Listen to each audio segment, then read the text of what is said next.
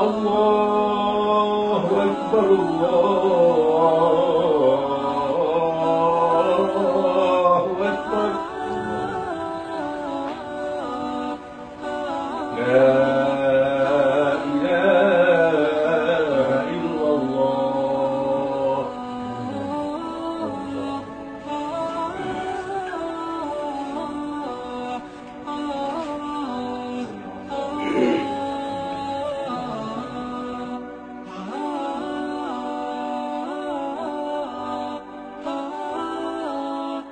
لا إله إلا الله لا إله إلا الله لا إله إلا الله لا إله إلا الله.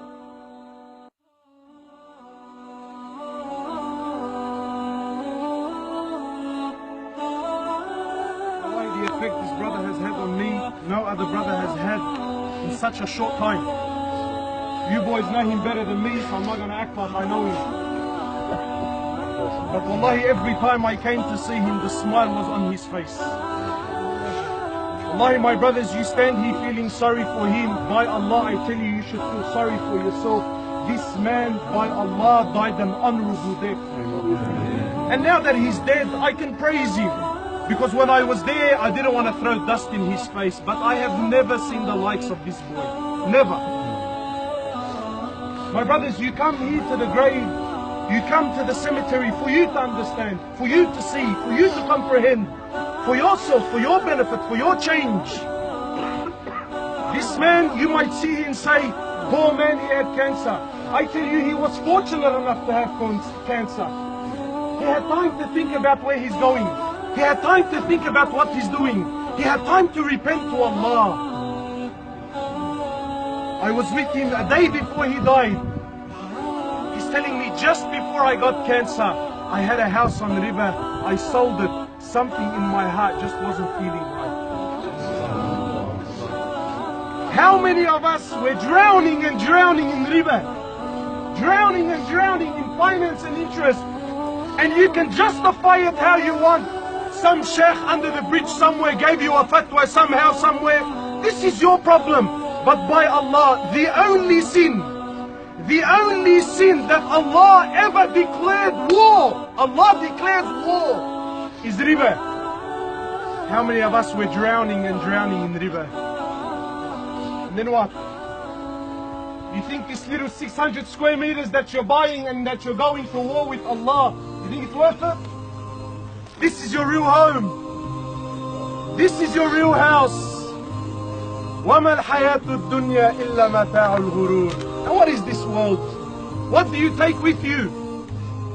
When I was there, the brother was saying, he's sick with cancer, vegetabilized in his bed, didn't miss a single prayer. Not in Jama'ah. You're young, you're fit, you're healthy, your car's outside, and you still don't pray. Don't feel sorry for him, feel sorry for yourself. By Allah, I take a qasam by Allah Azza wa Jal. The last thing he did when I seen him, the last thing, I want you all to bear witness. He gave me this money and said, give it away in charity for me, please. And you see this? This is an amana. He said, me give it away in charity for me, please. Distribute it however you like, Hubbless. He said, me do whatever you please with it. How many of you now, you're holding on to your money, aren't you? Wallahi, he died an honorable. I've watched many people. So calm, so peaceful, so relaxed, so white in his face. He had a smirky smile the whole time.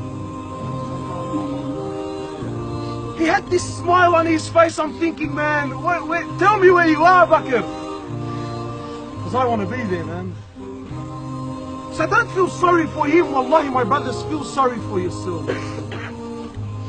Where are we going with our lives? My brothers, haven't you come to see? Wallahi, over the last few days, just over my little humble life. My friend, for those of you who know him, Ahmed Dabusi, was with me in Hajj. He went to Lebanon to pick up his family, came back, his 6-year-old kid died.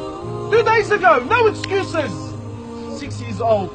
Bakr, your friend, younger than most of you, Allah took his life. My uncle yesterday, Allah subhanahu wa ta'ala took his life. My brothers, this world is so temporary, you have no idea. This world, the Prophet of Allah, your Habib sallallahu alayhi wasallam. Maybe, you know what? Maybe I'm an extremist. Maybe I have some extreme views. But your Prophet is speaking. He says, "Kun fi dunya ka'annaka gharib aw 'abiru as-sabil." Your Habib sallallahu alayhi wasallam. He says, be in this world like a stranger, like a traveler, like a wayfarer. This world that we're all in love with. This world that we're all competing over.